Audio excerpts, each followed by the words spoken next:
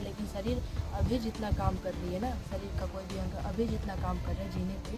तो नमस्कार, मैं आपका पिंटू तलवार और आप देख रहे हैं राष्ट्रीय प्रसार। दोस्तों, इस वक्त मैं जनपद बलिया के नगरा थाना क्षेत्र के सरया गुलाब राय के गांव में आत्महत्या हुई, उसका क्या है हकीकत वही जानने के लिए मैं उस पूजा चौहान के घर आया हूं, जहां पर फांसी से लटकी हुई उसकी लाश मिली थी। वो मैं पेड़ भी आपको दिखाऊंगा और वो घर भी दिखाऊंगा। मैं आपको उसके माता पिता और जो उसकी बहन है, सारे लोगों से मैं आपको आज रूबरू कराऊंगा कि किस तरीके से क्या घटना हुई थी, इन लोगों को कब पता चला, और अपने वीडियो के माध्यम से मैं वो पूरे पेड़ भी दिखाऊंगा जिस पर वो आत्महत्या हुई थी, पीछे हाथ बांध करके। तो आप हमारे पीछे कैमरे से देख सकते हैं, ठीक है। आप ये पेड़ देख लीजिए हमारे कैमरे के माध्यम से। यही वो पेड़ है जिस पेड़ पर चढ़ करके वो आत्महत्या करने का मामला सामने आ रहा है। यही वो पेड़ है। और जो यहाँ के लड़की के पिता हैं, हम उनसे आपको बात कराएंगे। आइए, जो यहाँ के लड़की के पिता हैं, हम उनसे एक बार बात कराते हैं क्या है मामला। तो दोस्तों, देख सकते हैं जो हमारे बगल में बैठे हैं, यह कोई और शख्स नहीं बल्कि यह पूजा चौहान के पिताजी हैं, जो एक चौकीदार हैं। और इनसे हम आपको बात कराते हैं। क्या नाम है सर आपका? धर्मराज चौहान। धर्मराज चौहान जी, क्या मामला हुआ था? सर, हम लोग चले गए थे लखनऊ औरत का इलाज कराने के लिए। तो घर पर अकेले पूजा लड़की थी और 22 तारीख की रात में दरिंदों ने उसकी हत्या करके पीछे हाथ बांध करके और 20 फुट ऊंचा पेड़ पर लटका दिए थे। और पुलिस कह रही है कि आत्महत्या है। बताइए, 20 फुट ऊंचा किसी का हाथ पीछे बांध दिया जाए और कैसे चढ़ करके पेड़ पर आत्महत्या कर लेगा। आप तो अपने बेटी को बचपन से पाले हुए हैं, क्या कभी अपने बेटी को पेड़ पर चढ़ते हुए कभी देखा है? मैंने इस तरह का नहीं देखा है। हाँ।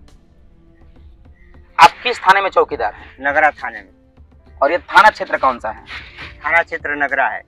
तो जो पुलिस ने वो बयान जारी किया था कि पीएम में जो हत्या का कारण आया था वो asphyxia as a result of hanging आया था, और शरीर पे कोई बाहरी चोट का ना होना किसी भी अंग पे, ये भी अंकित था। जैसा बताया गया है उससे बहुत ज़्यादा बात होती थी, उसमें बहुत सी रिकॉर्डिंग्स प्राप्त हुई। उसके आधार पर अभी तक ऐसा प्रतीत हो रहा है कि ये घटना आत्महत्या की तरफ जो है पूरा अंकित कर रही है। पुलिस ने वो बयान जारी किया था कि आत्महत्या की हुई है पेड़ से अपना पीछे हाथ बंद करके, तो क्या आप इससे संतुष्ट नहीं हैं?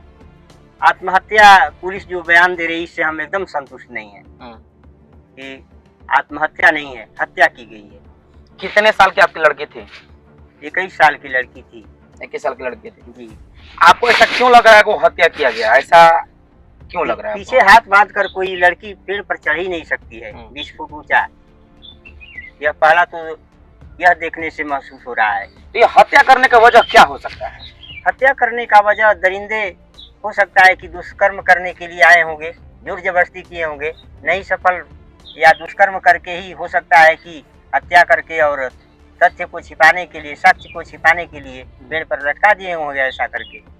अभी आप योगी सरकार से क्या मांग करना चाहते हैं? योगी सरकार से मांग करते हैं कि बिटिया को न्याय मिले और हत्यारों को एनकाउंटर किया जाए और आर्थिक सहायता भी मिले। आर्थिक सहायता भी मिले जी। तमाम नेता लोग आ रहे हैं आपके पास, वो क्या संभावना दे रहे हैं? वो सत्यावना दे रहे हैं कि न्याय मिलेगा और हत्यारों को एनकाउंटर होगा और आर्थिक सहायता भी मिलेगी। आर्थिक सहायता भी मिलेगी जी। धर्मराज चौहान जी, आपको कोई थाने से धमकी भी दे रहा है क्या? जी जी, थाने के इसो धमकी देते रहे कि चौकीदारी करना है कि नहीं, आते हो कि नहीं जल्दी।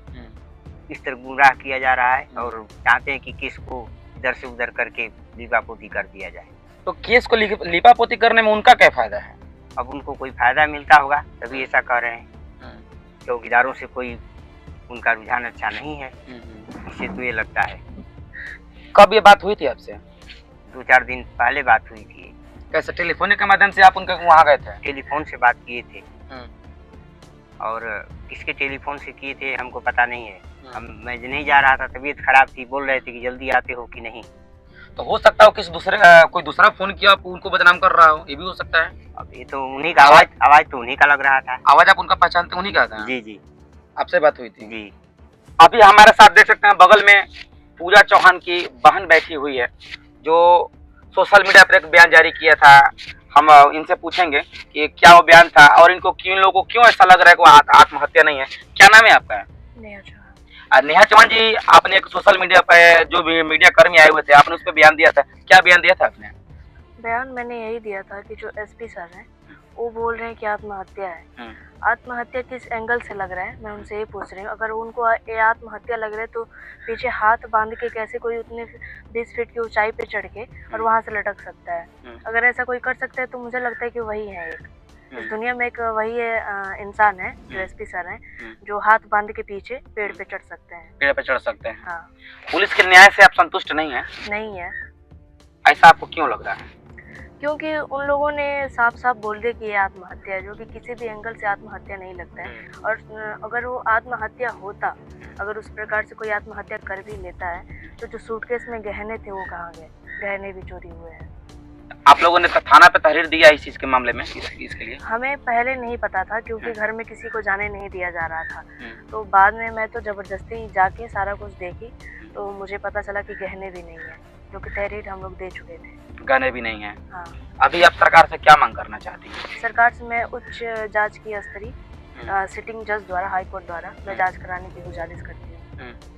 आप लोगों को स्थानीय थाना द्वारा धमकाया भी जा रहा है क्या? ऐसा सुनने में आ रहा है। हाँ, धमकाया जा रहा है। जो थाने के स्वयं पापा से बोल रहे थे कि नौकरी करना है कि नहीं, थाने पे आना है कि नहीं। एक तो एक घर की बेटी चली गई, बहन बेटी की जान ले ली गई, हत्या कर दी गई उसकी, और ऊपर से धमकाया जा रहा है थाने से कि नौकरी करना है कि नहीं, थाने पे आना है कि नहीं।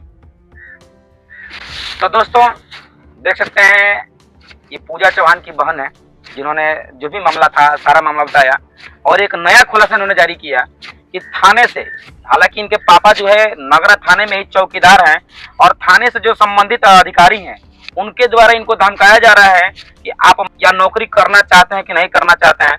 तो हम उनसे निवेदन करना चाहेंगे अपने इस चैनल के माध्यम से कि कम से कम अगर आप न्याय नहीं दिला सकते हैं तो इस तरीके का एक चौकीदार को, गरीब परिवार को इस तरीके से आप बात मत कहिए। और मिलते हैं फिर अगले वीडियो में।